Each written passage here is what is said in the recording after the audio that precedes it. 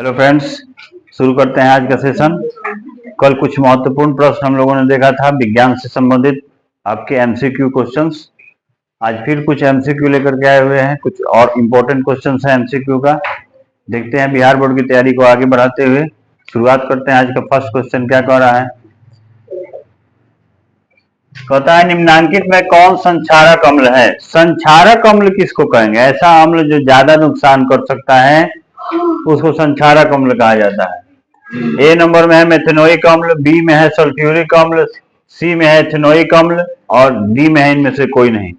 तो देखिए, सबसे अगर इसमें स्ट्रॉन्ग एसिड की बात करें मजबूत, तो वो होता है बी नंबर, यानी सल्फ्यूरिक अम्ल जो है सबसे इसमें मुख्य संक्षारक अम्ल है। फिर दूसरा क्वेश्चन है निम्नलिखित में कौन सा मात्रक वाट के बराबर है? देखिए, वाट जो होता है वो शक्ति का मात्रक होता है। तो शक्ति बराबर होता है कार्य और समय की दर के जो अनुपात होता है उसको हम लोग क्या कहेंगे? मात्रक कहेंगे वाट का, यानी जूल। देखिए, कार्य का मात्रक जूल और समय का मात्रक सेकंड। अनवीकरणीय ऊर्जा का स्रोत क्या है? अनवीकरणीय का मतलब होता है जिसको जल्दी बनाया नहीं जा सकता है। तो इसका आंसर होगा कोयला।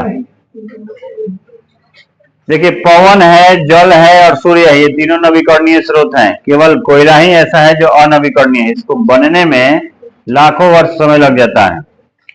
तो इसका भी आंसर होगा ये।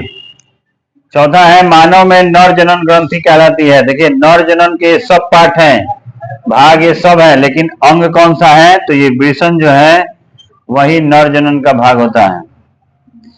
अब है ओजोन का आणविक सूत्र क्या होता है? देखिए, ओजोन जो होता है 3 ऑक्सीजनों से मिलकर बना होता है।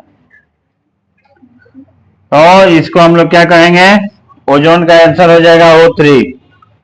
ओजोन का आंसर होगा O3। इसके बाद क्वेश्चन नंबर अगला जो है 6, मस्तिष्क का कौन सा भाग शरीर की स्थिति तथा संतुलन का रक्षण करता है? अग्र मस्तिष्क यानी फोर ब्रेन, हिंड ब्रेन अनुमस्तिष्क, मिड ब्रेन मध्य मस्तिष्क, इनमें से सभी। तो जो अनुमस्तिष्क है यही उसका आंसर सही हुआ। अनुमस्तिष्क जो है वो शरीर के संतुलन और रक्षण करता है।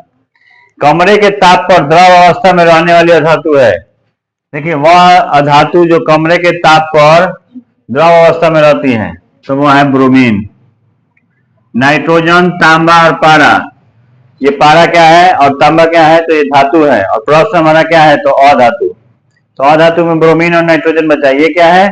तो ये कमरे के ताप पर गैसीय अवस्था में होता है, इसलिए इसका सही आंसर हो गया ब्रोमीन। ब्रोमीन जो है आपका सही आंसर होता है।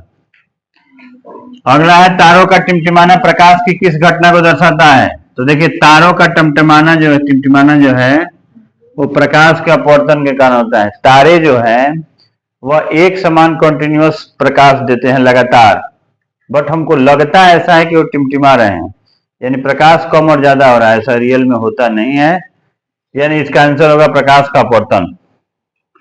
अगला है ट्रैकिया किस जीव का श्वसन अंग है? देखिए, हाइड्रा, स्टारफिश, कॉकरोच, पाइला। कॉकरोच यानी तिलचट्टा इसका सही आंसर होगा। इसके शरीर में ट्रैकिया पाया जाता है। अगला क्वेश्चन है लेंस की क्षमता का मात्रक क्या है? देखिए, जूल जो है कार्य की मात्रा है, ऊर्जा का भी, और वाट जो है शक्ति का है, और लेंस की क्षमता का जो मात्रक होगा वो होगा डायोप्टर। और इसके बाद अगला क्वेश्चन है प्रकाश का चाल न्यूनतम होता है। देखिए, प्रकाश का चाल सबसे कम कहाँ होता है? तो देखिए, प्रकाश की चाल अगर सबसे अधिकतम पूछता तो होता निर्वात, मगर अभी हमसे प्रश्न पूछ रहा है कि सबसे कम इनमें से किसमें है? तो निर्वात के बाद होता है वायु में, वायु के बाद होता है जल में, और सबसे कम होता है कांच में। शीशा में प्रकाश का चाल जो है सबसे कम होता है। उम्मीद है सारे क्वेश्चन समझ में आए होंगे।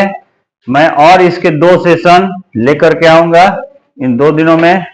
शनिवार तक आपका कंटिन्यूअस इस तरह से मैथ और साइंस दोनों सब्जेक्ट के क्वेश्चन कुछ मैं बताता रहूंगा। तो आप अपनी तैयारी को जारी रखें। फिर मिलते हैं नेक्स्ट वीडियो में। Thanks for watching. ओके।